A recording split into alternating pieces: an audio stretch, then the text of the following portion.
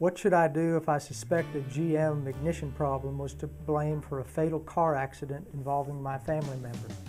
The GM ignition switch problem is a classic example of a corporation putting profits over the safety of its own customers and the public in general.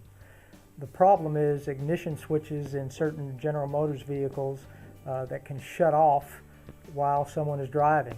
This results in a total loss of power to the vehicle and of course loss of control over the power systems of the vehicle.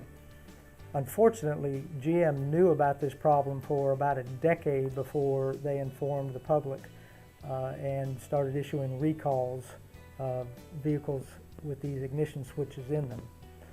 The result of all this has been at least 33 deaths, thousands of injuries.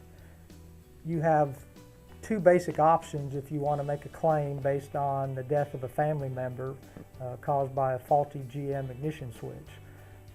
The first is a General Motors compensation fund that has been set up by the corporation, and the second would be to file a lawsuit.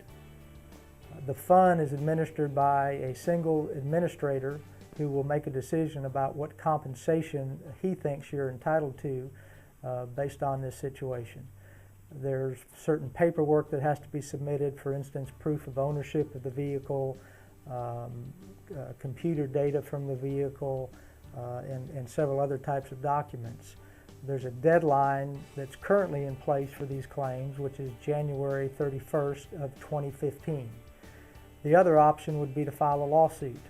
That could be part of a class action lawsuit or individual lawsuit that you would choose to pursue against General Motors.